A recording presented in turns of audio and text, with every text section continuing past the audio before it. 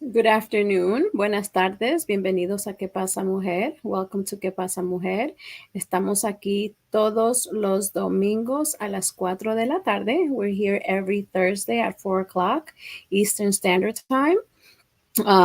We are ¿Qué pasa mujer? Is myself. My name is Viviana Andrade. And then we have Nicte Cuevas. And then we have Maddie Garcia. So we are here together most of the time together. And our show is a show where we can have transparency and we talk about different topics. Whatever we come up with, that's what we come up with. So we're going to go ahead and bring Nicte on. I don't know if Maddie's here yet. We're having some technical difficulties. Nicte, ¿cómo estás? Buenos días, I am sentada. Estás How are sentada. you? Sentada. Estoy sentada también. Ay, qué bueno. Mira, hey, we're matching in our colors. We are. Oh, I I love know. it. I didn't have time to do my nails, so I'm not going to show them a Oh, lot today. yeah, I don't have any mine's like plain nothing. I have not had any time since we've gotten here really to um, you know, take care of me, do a lot of like the me self-care stuff. I think it's just Yeah, been, a lot longer to settle in than we have ever, in all the years of moving. But from what I've heard from people who've done this too, is that this moving overseas is a lot more challenging and kind of re-getting settled in. So just trying to accept that and honor that and not being como se dice, like, okay, yeah, I want this done, done, done. So learning a lot of patience and slowing down has that's good. been, yeah, it's been challenging if I'm being transparent. I know that's kind of like some of the things that we're talking about today, but it's definitely affected how I process some things, but I'm trying to push and not let that affect my overall excitement. I think there's just and then personal things like with family health. I'm very empathetic. You know that about me, Viviana. I care about how everyone's doing, but I'm learning that I have to block some of those things to if it's starting to affect me. I have to block that and just be and try to be more present. So a lot of things that we're trying to do in the house, we're trying to set up a little garden here because produce is very expensive. So we're And trying to here, grow our ¿dónde own. estás when you say here? Yes, great question. Hawaii. So yeah, it's beautiful here, very expensive. Super thankful to be here, but definitely trying to make the best and grow our own little garden. So we've been trying to start our little germination and all that in la cocinita. We have like a little lamp. So it's been nice and it's a big difference from where we were in Vegas before, where it was desert and you could barely grow anything. So definitely having a different perspective in things. And then last thing where I'm learning to be thankful is I don't know if you guys, whoever has watched the show before, I know Viviana and Maddie know this, but I would always get sick when we were in Vegas and I would lose my voice.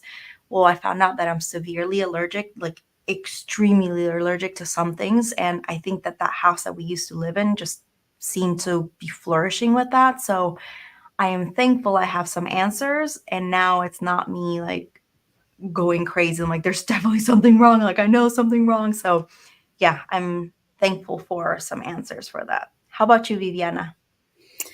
So when you were talking, I made me think about, just gratitude. The other day I was talking to a lady. We were like, it was a group. It was like 15 of us. And they were doing like a little icebreaker. So, kind of like, what's your name and what's your favorite season? That's what the question was. So everybody said, spring, summer, fall, whatever. But this one lady said, she said, I like all of them. Right. She said, Mm. I enjoy all of them in different ways because I've lived in a country where we only had 1 or 2 seasons. So to be able Oh. to be here, like in Virginia, I've been able to experience all the seasons. So she said, Oh. I love all of them, right? So when Mhm. she said that, I was like, man, because I picked fall. Like fall is my favorite. But Mhm. now I'm kind of like start to like gravitate over to her way of doing things because I Love think we that. really need to embrace, like for you, Nick, that you're coming from the desert to now to being Hawaii. So it's different, right? And I just Mhm. think just to be able to embrace the change because you don't know why you're really there. Yes, you're there because you guys Mhm. got deployed and everything, but there's other things that are happening even for your business, right? Mhm. New experiences, new people that you come in contact with. Like your office has officially moved to Hawaii, right? Yeah. Um, Yeah. and so it's different, like the because I even saw a post of yours that it was more like Hawaiian driven, like your design, and Mhm. maybe you couldn't have done that had you been in somewhere else. So I think it's Yeah. cool that you're doing It's that. true. Yeah, and Mm. it's a blessing, and I think that's one of the things we love about after the dust settles, where we try to every city has their own culture. Like there's Vegas had their own culture, we were in San Antonio that had their own culture, and I think it's really nice to be able to experience that. Here, I think obviously there's such rich Hawaiian culture that even our son has been learning some Hawaiian in school, and he tells us, "Mommy, Daddy, why don't you speak Hawaiian?" I'm like, that's a great question. Maybe we can learn and you can teach us." And I love that he's already so excited about that experience that I am very thankful that he gets to live that. The only kid in our families, in both of sides of my family, that gets to experience that. So yeah, trying to remember that thankfulness, kind of going back to that when you're in your the humbug, como se dice, Yeah. moments. But I Yeah, love that. maybe because you get so used to that being your norm that when you change your setting, it's just, depende como tú lo haces, Sí. Like, por ejemplo, where I live, I've heard, like people that really have not gotten out too much. Mhm. There's a main street called Jefferson Avenue. So some people say, some people have never left Jefferson Avenue, so all they know is this. And I Oh, just think that it's so awesome that you Nikde and we've been able to travel a little bit and experience other mhm. things and other cultures, and it just that's just the path that we have, and it's part of the Mhm. gratitude to wake up every morning and be able to have that, because not Yeah. everybody, everybody's life, everybody's path is different, but Mhm. just I think just the fact that we're able to acknowledge it is important. Mhm. I agree. I agree. And that's such a beautiful Mhm. way. And I love how you share the loving different seasons. Like, I think that that is a beautiful way to, because our life has different seasons too, like different stages when we're single, when we get married, when we have kids, like and then your kids get older. There's like all these seasons in life. So I think that's a beautiful way to think about changing seasons in Yeah. perspective of how we absorb life. Yeah, yeah, yeah. Because everything, like, I don't. If you guys know, I don't watch the news a lot. Mhm. So I should watch it sometimes, but then when I start to watch it, I'm so disappointed because it's bad news. Mhm. But I do get the headliners. So I just Mhm. think it's important I think it's all about having balance, right? Mhm. So even with your family, when you get married, like to still be able to, check on them or check in with your friends or do some me time. Because I don't Mhm. know if I mentioned it, but I always see life as a pie chart, right? So in this pie Mhm. chart, you have all these different sections of who you are as an individual. So I was talking to my mom's friend today, and she said, "You do so much." She was like, "How do you do it? Like, how do you get it done?" And I have my planner. And so my planner is like it starts from 5:30 in the morning down to 10 o'clock, but my day doesn't start till about 7. I wake up at 7. I'm out of the house by 8:30. Mhm. And whatever I get done during those hours. Mhm. And I just do it, and it just works out. And she was just saying, like, how do you get to do all of that? And I think part of it too, two of it is being organized, and I'm not 100% there, but I write Mhm. it down because I know if I don't write it down, I'm not going to get it done. So Mhm. that's big for me. And just being in your element, I think it's important because then I do a lot, but I don't even feel like I do that much at the end of the day. Mhm. Usually, the end of the month is really busy for us because that's when I do my food distribution, and then that's when we do the senior citizen social for Mhm. Hispanic families. So Mhm. that it's busy, but it's like such a good busy, you Yeah, know. I love Just that. and I was talking to another lady, and same thing, she was telling me I have a big heart and all this other stuff, and I was like, I think the biggest thing for me is when you see somebody struggle with something and then they come out of it. And I'm sure Mhm. you experience it too, like even on a professional level, Nick, Mhm. where somebody may come to you frustrated because they've had a bad experience with another graphic designer, and they're just kind of like hasta aquí, Sí. But then they Ajá. come to you and to see the satisfaction when you give them this work that like their business, their logo, whatever project you're doing for them, that they kind of get to see it, and Mhm. it's so satisfying, ¿verdad? Yeah, see, see, see, that's so true.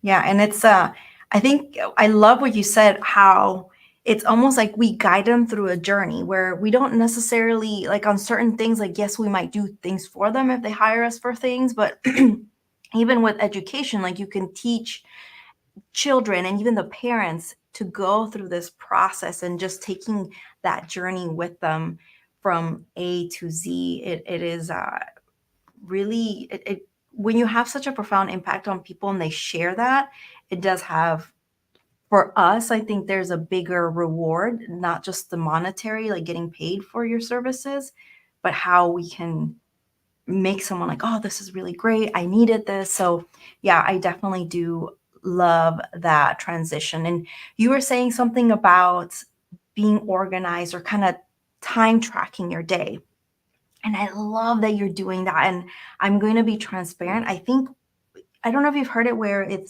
takes 90 days to build a routine where you can actually stick to that. And for us with this move, like we were good on our routines. Like I had my planner, I had like everything. I was doing my intention setting in the morning and night.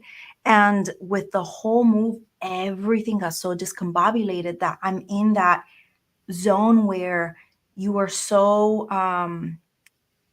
sin enfoque. You know, you've lost so much focus that you have to kind of like push yourself to do little by little and say, part of me, I wanted to go back like where you are at right now. Like, okay, I kind of have my day. I'm like, I want to go back to that like right now. But I've learned that I have to baby step myself again to build that routine in a new place, different like environments, and acknowledging that has been hard because I think I just want to take, like we all did, like take the ground running. Yeah, boom. Okay. Now we're in our new normal. But that has been challenging. And I think that it's on in the future, I'm sure I'll look at it like the seasons, you know, where you lose yourself or you lose your focus and structure and you kind of regain a new structure, new focus. So I love that you were saying that. And I kind of had a question for you. When you have your to-do list, right? And let's say something happens that required one of those to-dos to take the entire day. Do you find yourself getting frustrated that you didn't get to meet those, or you said, okay, well, I'll just push them on till tomorrow? Like, how do you normally handle that in terms of not letting that stress you? It depends. Because I do get frustrated, right? Mhm. I try because I have a list of things that I write down, and then I think about the book, the one thing, right? So Mhm. I know I still write a lot of things, but I focus on the one thing, even though I have the other things written down, right? Because I have a whole week to kind of like accomplish them. So Mhm. like, and it's so funny you mentioned this, Nick, there, because yesterday I was like, okay, I'm gonna get a pedicure. Like that, there's other things that I'm Mhm. doing, but like I'm getting a pedicure, right? Mhm. And I got it done. So today, I'm organizing my closet. Like I'm gonna get it done. Uh-huh. So I've been doing that. Today's day two for me. Yay! But yeah, typically, I do feel that sense of in my brain, out of the things that I have to do. I know which Mhm. one is my number one priority. You know, like for Mhm. example, with my business, if I know I have to turn these invoices in by Friday or whatever date, like I Mhm. don't care what time I'm going to bed, like I'm gonna get that done because it's priority. The Mhm. other things can kind of fall on the back burner. Or if Mhm. I can, I can delegate it to somebody else. Or some things I just didn't get it done, or it'll just be moved to another day or another week. Mhm. I love that. I love But that. I So you have try to your not feel that stress. Yeah. yeah. So you have your non-negotiables and then you kind of give yourself flexibility in those other areas where I have to get this done. And I love that. And I think that's also speaks to why you're so successful in being able to do a lot of things because you've kind of built that framework for yourself and allowed that flexibility for, oh, I didn't get to do, you know, I don't know, a pedicure today, but I'll make sure I do it tomorrow. But like building in those, like, no, I have to get it done. And that it's for you too, because I think that that's important. I think sometimes we don't realize how much our environment affects our mental health too. If our house is in un total desastre or like a whole disarray, eventually that kind of eats up at you because I feel like that does like mental clutter where you can't really think clearly. And it is, yeah, I sometimes get I into tell those people modes. all the time, right? I tell women, like, your purse has to be organized. Your car Oh has to my be goodness. organized, right? I tell the kids, your book bag has to be organized. If you have a locker, it has to be organized. Because if Mhm. those things are not organized, I'm sure your bedroom is not organized. And I'm sure your thoughts are not organized. Mhm. Yeah, it really So makes such a difference. I have this book that I wrote, but I haven't published it. But I forgot the name of it. But it has to do with mothers and sons, and it's kind of Mm. like 10 tips or something, like 10 or 12 tips Mhm. for mothers that handle boys. Because as you guys know, I have two Mhm. sons, and so one of the tips is empty out the book bag, like dump everything on the floor Mhm. once a week. And then I actually have a picture of my son Joel because we did that Mhm. one time. We did it several times, but I have this one picture of him, and he had all these papers that were like folded, Oh just my messed up pencils. Like, luckily he didn't have food in there. But with uh-huh. my older son, one time I went to his locker at school and there was a couple of peanut butter jelly sandwiches in there. Oh. So if we do that once a week, Mhm. it makes a difference. But Yeah. one of the things that I mentioned in the book is to not penalize them. Like, don't punish them for Mhm. doing this activity with them, right? Because this should be a moment of transparency, and actually Mhm. to bring bond between you and your child, right? Mhm. Because I'm not going to punish you, we're just trying to change the behavior. So Yeah. next time, don't Oh. do this, or so I just Mhm. think, back to the point that you were making, Nikte, if there's clutter in here, like, you really have to dig in you.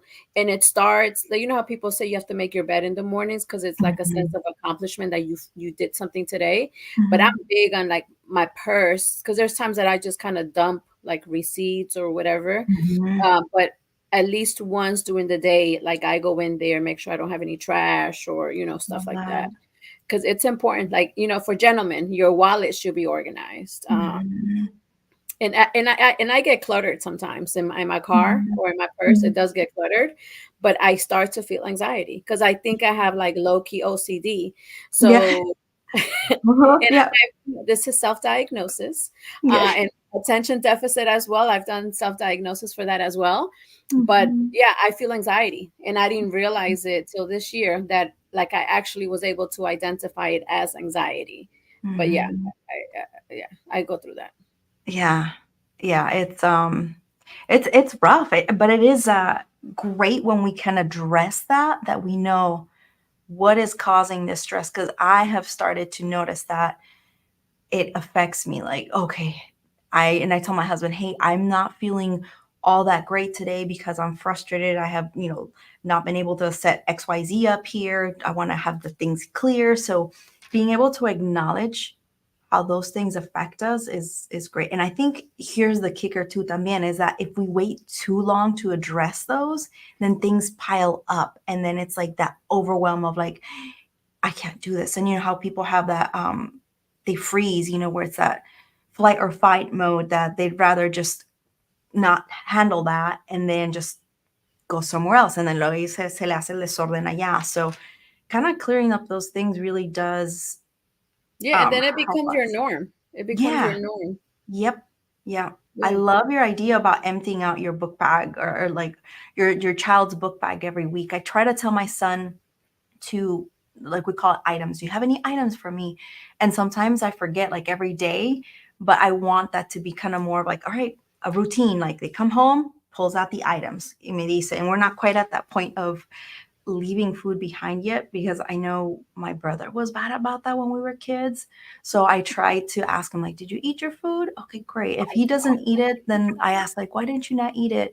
And sometimes it's because they had like popcorn and pizza or someone's birthday. I'm like, "Okay, I understand that." And other times like he told me it's because I didn't have much time to go play, so I only ate a couple of things. I'm like, "Okay, well, why were we eating too slow?" Like I try to not, like you were saying, reprimand for trying to building these habits. But I think that that also teaches us to build in these habits as well. I love your thing about the purse. I have strategically started to use one of those tiny ones que son, you know, like the little square ones that you just kind of cross over. No sé cómo se llaman, but they're small. And I like that they're small because I just have the credit cards, my license, ID, whatever it is, and that's it. Yeah, sencillo. And it kind of makes it easier for me to be more on the go. But I do remember that once I use bigger purses, I feel like I have so much space. I'm like, I don't want to get this cluttered. You know, you kind of just keep that mentality of organization and the things that you use and do. So I do like that. Yeah, me too. There's actually I have a little wallet and I need to change it because it's like I started off with just like four credit cards or a discount card or, my driver's license. But now all of a sudden I have a lot more. So I Mhm. need to switch it to another one that has like little compartments because sometimes it's so embarrassing. I find myself at the store and I'm like taking all of them out and just going through whichever one I'm looking for. And I'm like, oh my God, so embarrassing. So I have to change. I'm going to change that too today. Like today, I'm going to change it. Nice. Nice. I Because every like time I that. do it, I'm like, oh my God, this is so embarrassing. Yeah. But we want to say hello to Nikauri Jackson and Tangi Okwe. They're saying hello. And I'm Hi, sure hola. Lily is watching us as well, and Angelica, and all of our peoples that watch us every Sunday. So it's cool. I always like to acknowledge you guys because um we do this for you. We do this for the Mhm. people that watch us. And I know our producer, Mark, they kind of run the show throughout the week as well in other platforms. So a lot of people get to listen to the message. And today we're just kind of like touching bases about where we are with the things that we started off, like the first quarter is over of the year and we're running into May. So Cinco de Mayo will be here soon and then it'll be June and it's like half the year. And then Yeah. next thing you know, it's almost Christmas. So Sí. está pasando muy rápido. Yes. So we're just kind of like touching bases and where are we with our goals that we had talked about at the beginning of the year. Um, what are some new things that perhaps we're doing? Because sometimes we might have the idea of this is what I'm going to do in January. But then like the month passes and then you're like, that wasn't a good idea, and it's Mhm. okay to do that. Olili Matos, qué lindo bronceado que tienes, Nicte. Ay, Ya te thank ves you. Y hawaiana. no es el bronceado, I think it's just maybe good lighting. Thank you. Está como glowing. Ay, Porque thank está you. contenta porque está en una área tropical. Sí, sí, Y yes, I nuevas feel that. experiencias y los ojos están viendo cosas nuevas, Mhm, yeah. right? Sí, sí. So, in a couple of months, I'm going to ask you this question, but I'm going to ask it today as well. Ajá. So, somebody told me that eventually Hawaii becomes boring because it's an island, and then you don't like once you go around the island and see everything, then like what do you do? Yes, we've heard that from a lot of people.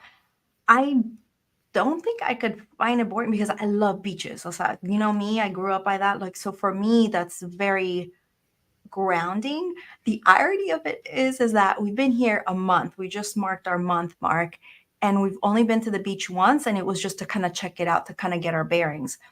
Um, so it's nice. I think that we just what we were my husband and I were talking about is being able to explore and do things, but not try to do it all at once, like kind of space it out. And what I also think is that there's so much cultural opportunities too to experience that it's not just seeing things. I think where they what does it call? They get islanditis or something. They call it something.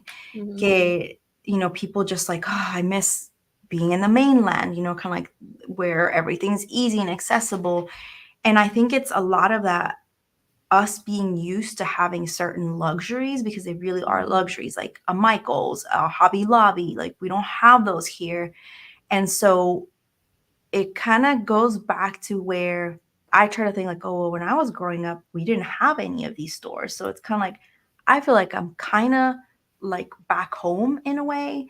The environment, the community, the people, like there's things that kind of make me feel back at home. So I'm reminding myself like, oh, there's no Hobby Lobby, there's no como se llama Michael's, like, oh well, there's other stores. So kind of trying to have that perspective. And I think that that's what gets people a lot is that there's certain things that we can't get here, or even if you order cosas básicas like that what is it, the first world country for first world mentality, things from Amazon that they won't ship here, like anything that has batteries or aerosols, like cannot be shipped here.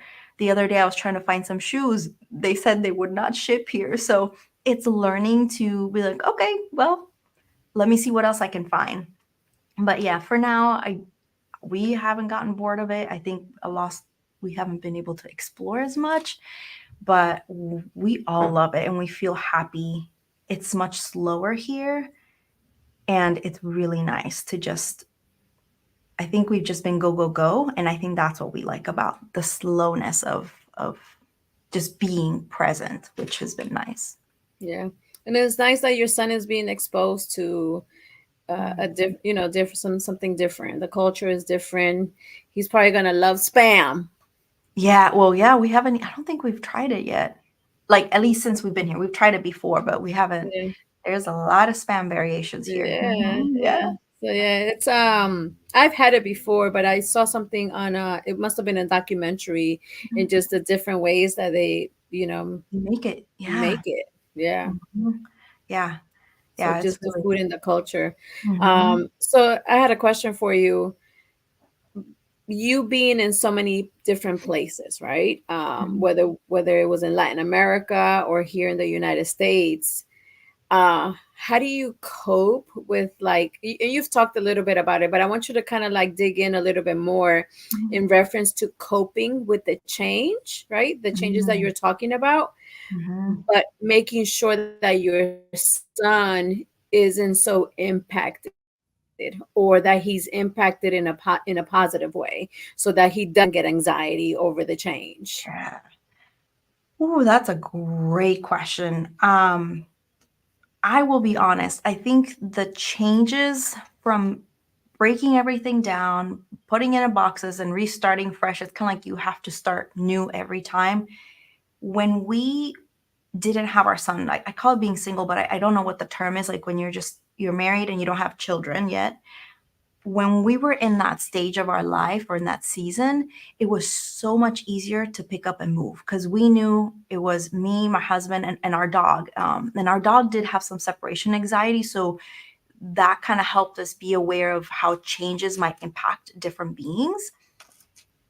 But when we had our son, then we had to think about, especially in this move was the most challenging all across the board.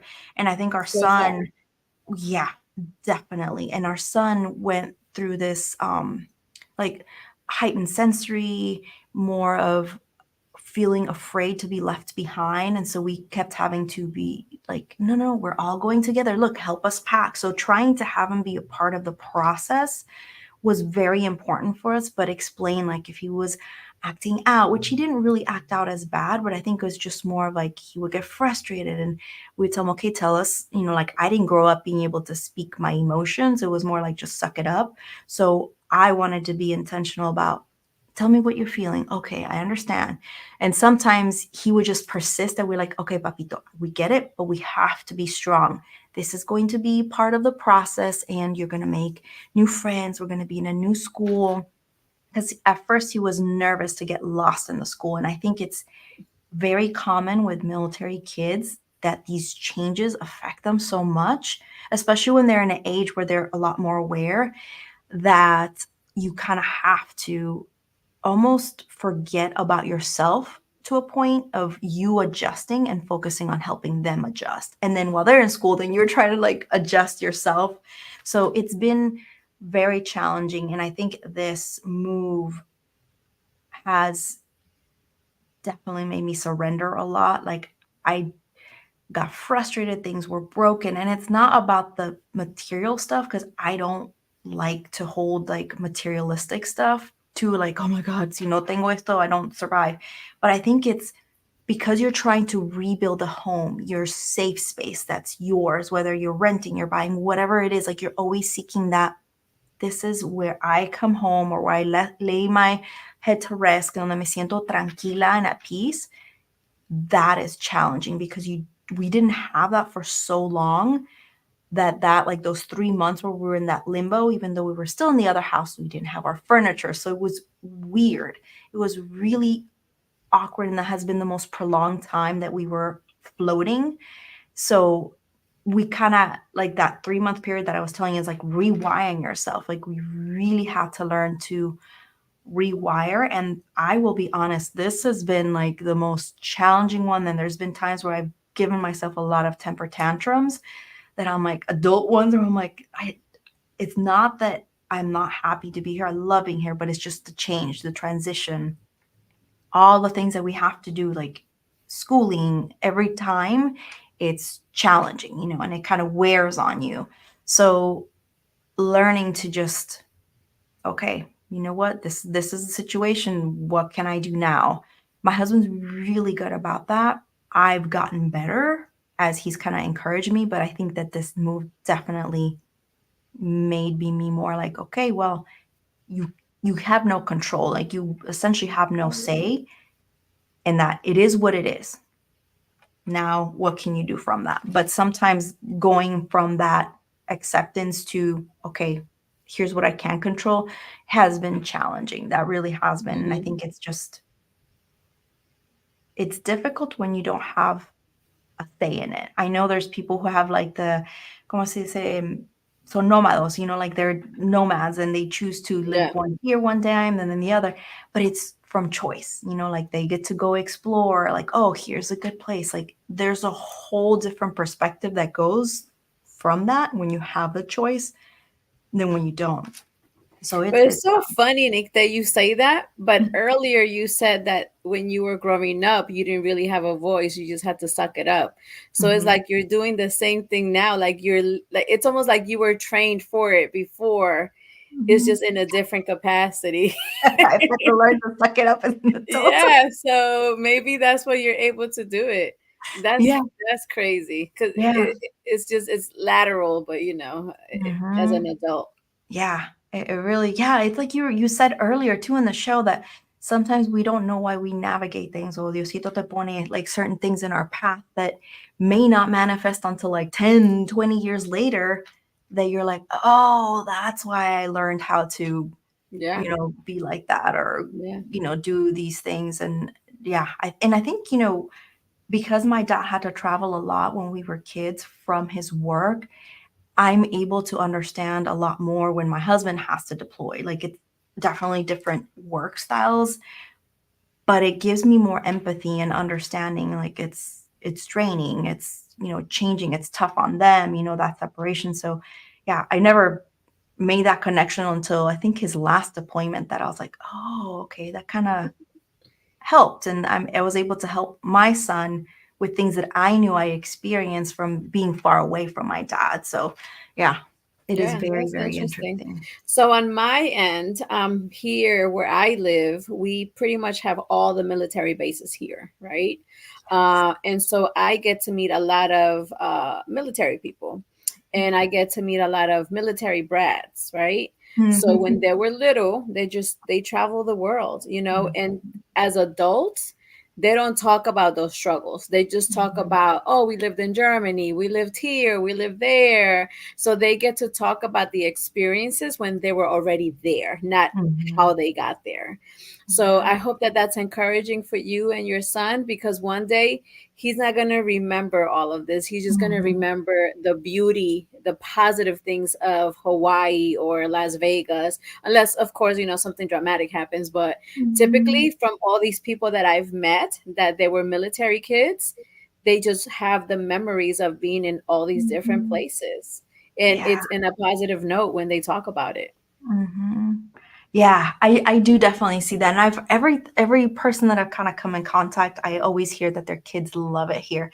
I think where it gets harder for them is that as they get older, I think, like, middle school, high school, where they have to leave their friends, that is where I hear that they struggle a lot with, where it's that, like, "I don't wanna leave my friends behind," and sometimes Yeah, I've even heard that they'll finish off their school year, like, the mom and the kids will stay while the dad goes to, or it's if it's vice versa, if it's a woman that's in service, that they'll go to the new duty station while the parents and the other parent, like, finishes off the school year. So, yeah, yeah, we're trying to live it as much as possible. And when we walk around, we're like, man, we're having perspective, yeah, we really like what we have, where, how we're setting things up. And I think also también estando encerrados, just being enclosed in your house all the time isn't good for you. So when we go on a walk, we're like, oh, we can do this thing here. We can do that. Look, there's a mango tree. Can I get some mangoes? Like all of these little things that change your environment has been trying to keep that in mind. yeah. Yeah, Um, Veronica says Veronica. that that was tough when she was a military kid, Mm, because I she can imagine changed. She that. changed. I think her dad was in the military, so they've had to move to different places. Veronica, thanks for watching us. Thank She you. says it's tough. Oh, positive note. On the positive note, we have social media and cell phones to make it easier to stay in touch. That's so true. Yes, that is true. Yes. And I Yeah. wonder, and Veronica, if you can respond, uh, do you do you think that people end up staying in touch with people from all these different countries eventually, or you just go your own ways and end up losing connection? Mhm. Because, like Veronica says, because of social media, we can kind of stay connected. So, like, for example, with me, I grew up in North Bergen, New Jersey. And so there's a group on Facebook with everyone that grew up in North Bergen, New Jersey, like of Mm, all ages, right? But mhm, then we also have a group of our graduation year. mhm. So I may not necessarily talk to them, but de chismosa, I see it on Facebook all the time. Y ellos de chismosos, they probably see me too, but it's still a connection, right? So like, Mhm. I'm not in New Jersey, I'm not in North Bergen, New Jersey anymore. But if I were to live in that area and I were to see one of them, I would interact with them, you know. Yeah. But Facebook and social media does allow us to continue to stay connected in some Mhm. capacity. Yeah. So I think that's cool. That is so true. And even if you think about it, back in the day, what was it like letters that they would, porque even hasta the phone call would have been hard to do. So, we are really lucky to have, as much as the negative side of social media people talk about, Mhm. I think there's that positive side of like, oh, see the chismosa, oh, so and so is doing good. Oh, look where they at, doing all these things. So Yeah. it really does bring you closer through distance. And yeah, and one of the things that I didn't even mention, but April is the month of the military child. So they've been doing a lot of things here on base and like surrounding stores where they are doing things for the kids. Like even in his school, they had a day where as the kids were coming in, they had parents and volunteers and teachers all line up and clap And they were all wearing purple because that's like the color that they wear. And they were just clapping, clapping, clapping. And our son was like, "Oh, hi." Like he didn't know what was going on. So I was explaining it to him. Look, they're celebrating the military child. It's the month. Like he still doesn't get a lot of that yet. But it was Right. really beautiful that they did that very simple thing to acknowledge kids, because I do think that it can be very challenging for them, that transition. And just that was really nice just to experience, and That is just nice. like Yeah. seeing him, like he's just Veronica said, I wish I had social media back in the day because I lost contact yes, with my friends. So yeah, definitely letters is what they had. yeah, So yeah. Which is she's saying, nice though, because I think it's personal too, the letters. right. And Veronica also says maybe that's the reason why I don't have a clique of friends by Mhm, moving around. So mhm, Veronica and I were talking this morning, and she was saying she has a lot of friends, but all of her friends don't know each other. So like mhm, I'm friends mhm. with Veronica, but I don't know her other friends. So Yep, she has other friends that don't know me, you know? mhm, So, but yep, I think that's cool. I think that's cool. mhm.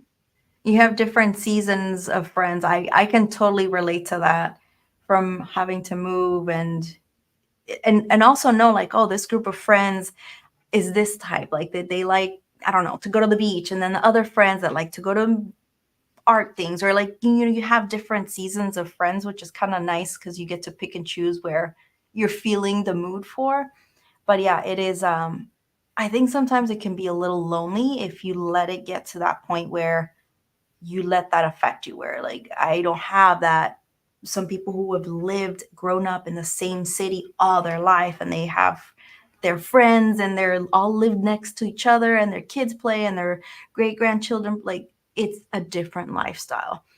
Yeah. So it's, yeah, I think it's our perspective, how we let that help, Yeah. or affect you. Yeah. Yeah. I wasn't the one to have a lot of friends because I'm an only child. So I Mhm, didn't really have a lot of friends, but I knew people, but I wasn't attached to them. Like it didn't mhm, hurt to leave. Right. mhm, And even today, I have friends, but it's like we use each other for different things. And I hate to use the word used, like using each mhm, other, but like it that's what we do because it's the part of the friendship, right? So I have a friend, I know that I can call her and talk to her about anything. I know that mhm, there's a friend that I know that I could call her and just vent about my son because she has a son, she's in a similar mhm, situation. I know that I mhm, can call this other friend to talk to her about my business frustrations. There's another friend that I can call and talk to her about my family frustrations and my mother, or different things mhm. like that. So it's, and then they do it to me. They call me for certain Mhm. things, just like they have another friend, they call for something else.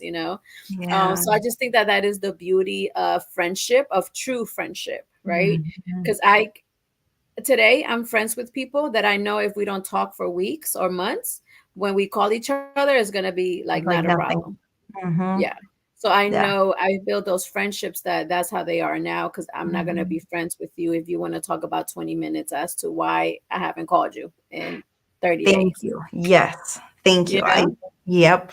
So, Because people have things going on in life. Life happens. And I think having those beautiful friendships where there is no grudge or no cantaleta, like, oh, why haven't you, like, hey, how are you yeah. doing? Oh, that's great. So tell me what's been going on. Like Yeah, like what's no. new? Yeah, like, oh, blah blah. Oh man, that's great. Like picking up like nothing happened is the most beautiful friendship that you can have, which are extremely rare. And I know I've learned to cut ties when I get that cantaleta. Oh well, I guess you're too good to talk to me. I'm Yeah. like, Well, okay. sometimes you could put them in check too, Nikte. Oh, absolutely. I Yeah, you have, could but definitely put you them get in to a check. point where like that's draining. And if it's a friendship que no, here's the other thing too, is where as the older I've gotten, the more I want positive around me. Not that if someone has a bad day, that's a bad thing, but I already have so many other things that I have to worry about, that if it's a recurring issue and they're not doing something about it, and it's more like you just want to like complain, and I get that, I have those moments, but if it's a recurring thing and then you're talking bad about everyone, and it's that I've had that around my life as a kid, and like I don't like that type of energy. So you kind of cleanse like a clean slate, which almost kind of happens when you move so frequently, is that you constantly have clean slates of like, all right, let me rebuild, let me reconnect with people, let me, kind of figure things out too. So yeah, it's That's a good point because you yeah. get a fresh start every time. Which, in Vegas, I didn't really have that many friends because I think you get to a point where you move so often that I was like, okay, I didn't really purposely make an effort to go and find new friends. And So um, do you think it was like fear of having to end the relationships? not at all. I don't know, because I can go to a place where I don't know anyone and talk to people. Like, I feel very comfortable. I think it's just I was so exhausted from come, go, corre aquí, corre allá, that I think I just wanted some quiet time to myself. I think that's what it was. I think it was more of that. I can be an extrovert, but I can also have my introvert moments where I just want to heal myself and be in quiet and reflection and, the positive stuff. And I love what Veronica said. Yes, I don't like gossiping. I disconnect.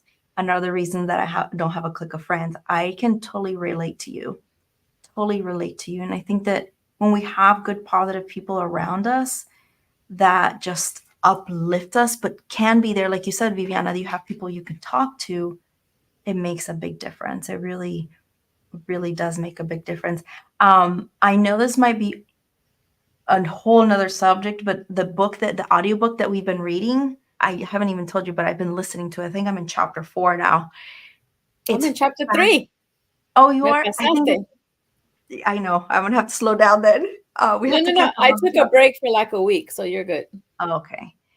It's really good because I think that it teaches us to even think of how the book, which I'll have to look up the title. Yes, I'm gonna be the what it's called, but it's a really great audiobook. And then it was starting to talk about terminology, how sometimes we carry issues and traumas that have been passed on from generation to generation, and sometimes how we react to things can be experiences that were genetically passed on to us. And there's been like science research that kind of proves that now. And I was seeing some of those things and I was like, oh wow, I that know kind of because makes I sense. text Nikki one night and I was like, estamos jodidas. See. So the title of the book is called It Didn't Start With You: How Inherited Family Trauma Shapes Who We Are and How to End the Cycle. Hmm. So I think it's so interesting, Nicte, because the reason why I told her that we were jodidas was because it talks about like generational things. Like there's some Mhm. stuff that could have happened with our, because Nicte and I are first cousins, just in case anyone doesn't know. But it's like you don't even know what happened to your great great grandmother and some trauma that she Mhm. had, and it has been a generational curse Mhm. going down. Like it made me think about like families that have like women have always been sexually abused in some Mhm. capacity, or either molested or violated or violadas or whatever. But Mhm. it can tap you, even though I was, let's say that that happened to my great great grandmother. Maybe Mhm. I wasn't raped, but maybe I have, some people have, like they go into sexual addictions, or just Mhm. different things. And it could be also obesity. It could Mhm. be that thing, that big word, fear. It could be Mhm. stuff that is just passed down from generation to generation. Yeah, it's really crazy just how, and it's things that we never know. Like, I don't know why I react this way. It doesn't make Yeah, sense, but this is that's just, why estamos mm, jodidas, because we don't see? know. Yeah. And it was saying in the book, it's saying that like I'm listening to all the like the oh man, I'm jodida like part where it's like, oh, this is not good, this is not good. And I'm like, okay, I'm ready to get to the part where like, how can we make this better? Yeah. Because it really is some of the stories that the author shares from when he was doing psychotherapy with his patients. I think one of the ones he was sharing was that the grandson had been ¿cómo se dice? Lo culparon unjustly, that they had blamed him unjustly for some sort of crime. And he ended up going to jail even though he was innocent. And when he got out, he was trying to go to therapy for that because he felt very vengeful for the old business partner that lied about that. And when they were talking about that vengeful emotion that he was feeling. And he learned that his grandfather, or his father's, like, I think it was like a grandfather, had committed a crime very similar at that same age in that similar scenario. And he actually committed the crime and got away with it, that he never served in prison. So it was crazy how they figured that out, and that pattern that repeated itself. And he was able to kind of help him process that emotion to not do anything bad about that. But it's things that we wouldn't know if we don't talk about these. And I think too, within our communities as Latinos, even I think that that's more with like the cultural communities, is very common that you don't talk about things, you just suck it up and you move on. And I think there's that missing piece that, yes, it's good to be strong, but sucking it up and not addressing some of those things really can affect you in the long run. So yeah, that's a fascinating book, but it's also like, oh goodness, like Yeah. there's some things So I want to again, if find you out guys what want to happened. read it, it's called It Didn't Start With You by Mark Wyland. Wollynn. Really, really good book. I'm on chapter 3, Really? but it's very interesting. But about that, Nikte, because I was Mhm, thinking about that. I was like, man, this is really frustrating. That's why I sent you that text message. It's mhm, frustrating because I don't know what happened, right? So it made me think about that piece, like today, like what can I do about that, right? About things that I mhm, don't even know that happened. So that's when I said to myself, like, have grace, like, give yourself grace, number one. And number two, because I have faith in God, I have to know that those things are broken. Whatever those negative things are, like, mhm, let's break them now because mhm, I was getting so caught up in like why do I feel this, like where is it coming mhm, from, like how did it get here versus let me put my energy into let me put a stop to it. mhm, Let me not, let me, like, sometimes I have these thoughts of something bad happening to my kids, right? mhm. Me too. So as Yeah. soon as I get that thought, what I do is I combat the thought. So I start thinking about my kids and their wedding day and when they have Mm, children and then I'm taking care of their children and when mm, I'm old. So I start to visualize mhm. our future together, that they're still there, because I want to do the total opposite of my negative thought, if that Yeah. makes sense. So Yep. we could do those same things, and I don't know what this author is going to talk about later to get rid of those, those inherited negative things. But I Mhm, know for me right now, that's what I do. It could be, holding a grudge, because I don't consider myself to be someone that holds a grudge, but mhm. sometimes I say something and my fiance will say something like, your mother does that. Like, why are you upset? You like you're doing the same thing she does. And I'm like, what? You know? So Yeah. I have to catch myself because sometimes we criticize our parents, but we're like them Mhm, because of this DNA thing and the generational things. And I try to mhm. focus more on the positive things. Yeah. Like with my mom, we always talk about que ella es mula, right? So like she's stubborn, right? Like a mule, 'cause mules are stubborn. Uh-huh. But I tried to change, instead of saying mula, is that she has persistence, right? And Mm, persistence is such a more positive word. And she has been mhm, able to accomplish things in her life because of mhm. her persistence. Her Yeah. stubbornness has been able to keep her from doing certain things, but her persistence has been able to allow her to accomplish many things. So Mhm, it's like you said, Nick, that is the way that you see things. So would you mhm. rather be called stubborn or persistent? So we try to use the word persistent now instead of I stubborn. love that. I love that. And it's that perspective shift that is so true. It's a beautiful way to put it. In that book, he does talk a lot about learning to, when you figure out what it is that's like frustrating you, learning to kind of come to peace with that, especially if it's your parents or your grandparents, which, can be a little challenging with some of the things that you may navigate. But I just feel like it is, like when you were talking about that, where it's overwhelming and all these thoughts, like even with your kids, like I feel like there's you and I might need to talk. There's got to be some sort of connection, because I was even thinking about maybe it has to do with the displacement that our family experienced in Colombia, back in the day when they had to leave their finca And they did. abruptly, like, and yeah, so I'm like, it could be those passed on like anxiety, DNA, that like something's gonna happen to my children because our family did live through that. So Do you um has grandma ever told you that story? yeah, she told it Yeah, to me, what was it, 2, 3 years ago, like personally, like I heard it there and I was yeah. like, yeah, I it hope I don't get in trouble for saying this because I hope she's not listening. So we went to we have had conversations, and like Mhm. I record our conversations Oh yes, yeah, I remember. because I tell her all the time, like, tell us your story Mhm. because of your stories we're here and we can like really value what, because we're immigrants, right? And she Yeah. was like the first one to come here.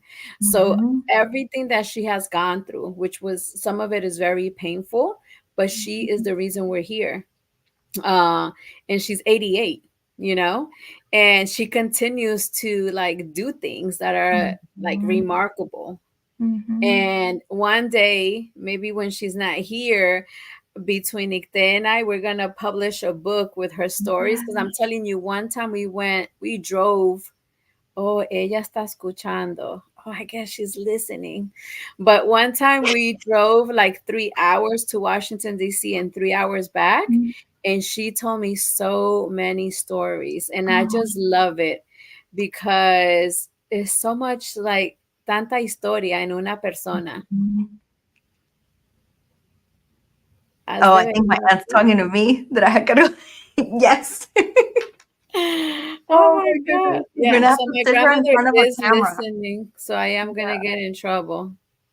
Uh, but yeah, no, going back to that, like I think it is that it's tough to talk about painful experiences, but I think also it's healing in a way, and healing for future generations. Because when I was listening to that book and I was like, oh my God, this, and like things, from like my mom's experience that like I've had to like help, through the process, that I'm like, why me? Like, why do I have to do this? Why do I have to unbreak traumas and cycles that have been passed down? And I was like, well, it is what it is. And it's kind of like, at least we now have, and we've talked about this in the show, is that today we have a lot more tools than our ancestors did for anything, to be able to talk openly about these things, to, not be shunned for like, I know, no, no, don't say that. You got to like keep going, go, go, go. Like, it's become a lot more acceptable to be open and healing and talking about this, that you know what, like you said, Viviana, well, it's going to end with me. I'm going to change this perspective, and I don't want that to be passed down. And that's kind of where I'm at. It sucks, but it's well worth it to end at least a couple of cycles of trauma and acknowledge that. So Yeah, but I think once we acknowledge them, we can break them. And I think that's the yeah. whole point, right? Like a couple of weeks ago, I did a talking circle with these ladies. It was like 10 Spanish ladies, Hmm. Hispanic ladies. And we were talking. And one of the questions that I asked them was, tell us about a traumatic event that you had happen to you, but you learned from it, right? And I'm Hmm. telling you, out of the 10 ladies, like seven of them cried when they were telling their story. And I was at the end, I was like, I loved that you guys cried today because it's part of the healing, and that they felt so comfortable sharing that with us. And we were Hmm. learning from each other that Yeah. everybody goes through stuff, you know, Hmm. in different capacities, different levels. But at the end of the day, we all are going through something. It's just what do you do with Hmm. it? So it Yeah. was awesome to do that. It was I awesome. love that. Yeah, Yeah. it was cool. Being able to guide people through that process feels less lonely and less scary. And I think in that circle environment, it's a perfect way for you to have done that. So Yeah, it was thank you awesome. for I loved sharing it. that. Yeah. So our time is up. No, It went by so quick. it did. It did. It got like really good, like Yeah. um, conversational. So we encourage you guys to thank you, first of all, for everyone that was here, that was engaging with us. Definitely check out that book if you've been experiencing some things that you might want to get a different perspective on. I think that that's definitely opened my eyes. I know it's opened your eyes, Viviana, too. And if you have family that is going through things, do like Viviana and I, where we're kind of like listening to it together. So you're kind of like co-writing the wave of learning as Yeah. you navigate things. Yeah, it's awesome. And as Maddie would say, we have to educate ourselves. Yes. We have to educate Mhm. ourselves. And I think today I didn't say that Latinos contribute $3.2 trillion to the USA economy. Boom, boom, boom, boom. Now, can you imagine how much more we'll contribute once we address these passed down, traumas of like, suck it up and don't talk about it? Like, nope, let's open Yeah. up and So grow. every time I go to a meeting, which I go to a meeting at least once a week with the organizations that I work with, I always mention it because most of the meetings that I go to, it's about the community and how can we help the community. Da, da, da, da, da. So I always tell them, hey, did you guys know that Latinos contribute $3.2 trillion to the U.S. economy, and that's not really counting all the money Hmm. because all the money was not counted. Yep. That's So even going to yes, get higher and higher. yeah, it's gonna contribute. And Nicte and I and Maddie, we contribute to that number. Hmm. And they didn't even talk about our cash. So imagínate. No contaron los cienes que tengo en la cartera. Yep. Ah, but thank you so much. I hope you guys have an amazing week. Tangi said, great show. I was cooking. Thank you for the share. Have a blessed week. Yes, we want everybody to have an amazing, healthy week and continue to put the work in, continue to do self improvement, and don't forget to do some self love at least once a week. You could do it once a day, but you should do Hmm. it at least once a week. And it doesn't have to be big, it could be something small. So, Hmm. yeah. Yes, absolutely. Um, I hope you have a great week in Hawaii, Nicte. Gracias, Viviana. Have an amazing week in Virginia. Yes. Thank you, Mark, once again. Thank you, And we'll see Mark. you guys next Sunday at 4 o'clock Eastern Standard Time again. Ciao. Gracias. Ciao. My feels all day, well, since yesterday, so I'm just gonna read today. So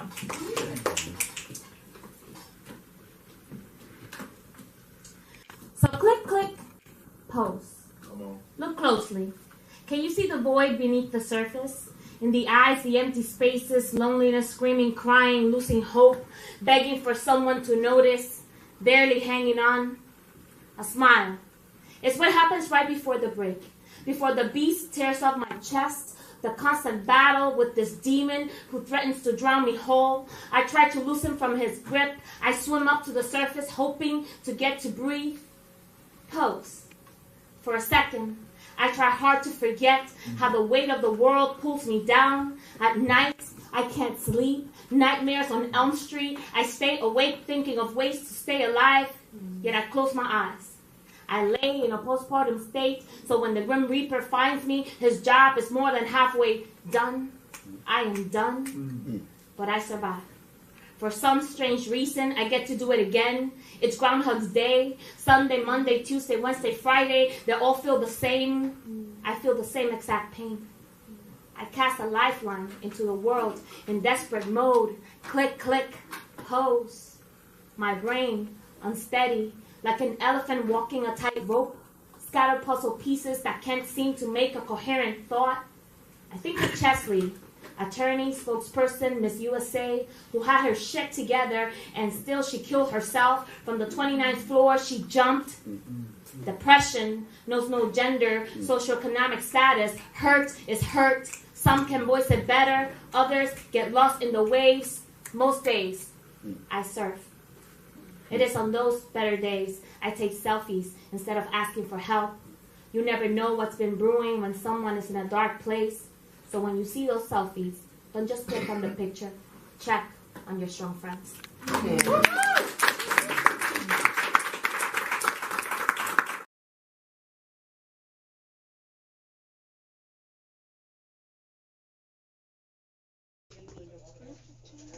Next. Next.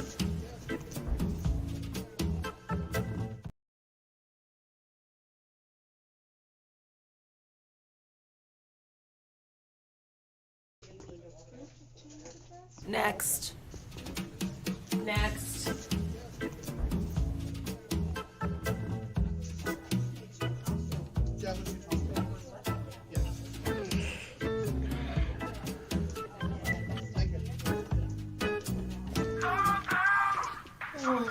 Go for Caden. Yeah, man, I know. I'm stuck here at the DMV. Oh, yeah, they're asking me like the dumbest questions. Can I see well? Do I have a driver's license? Do I want to be an organ donor? Yeah, right. Right, man, my cousin was an organ donor. They probably just threw those things away. You can find whatever organ you want for $6,000. I'm serious, any organ. Just look around. It's all out there. Next. Listen, you don't want my organs anyway. I've been a smoker for years. Okay, it's never great being stuck in line at the DMV with this guy. I've watched YouTube videos. I know if you're an organ donor, they'll just let you die out there in the ER. But I just can't take it anymore. Excuse me, sir. I couldn't help but overhear, and I think you got it all wrong. You should talk to a doctor. A doctor? I happen to have a doctor with me right here. Dr. Stephen Flam from Rush will tell you just how wrong you are. I heard what you were saying, and you were completely wrong. Anyone can donate the gift of life. And as far as whether you're healthy or not, a physician will make that call. See? No doctor would ever take an organ from you that you actually need. We take an oath to do no harm. It's illegal to buy or sell organs, and you can't obtain one online. Organs are only given in a safe and respectful way in a hospitalized setting. We need donors of every age, and luckily for you, transplant docs like myself love to talk about the process. 17 people die every day waiting for an organ transplant. So at the DMV, on your driver's license, check the organ donation box. One donor can save up to 6 to 8 lives. Yes. Thank you so much, Dr. Flam. Thank you. Okay, I'll check the box. Okay, it says Illinois residents. What about Indiana? They're not going to take his brain, are they?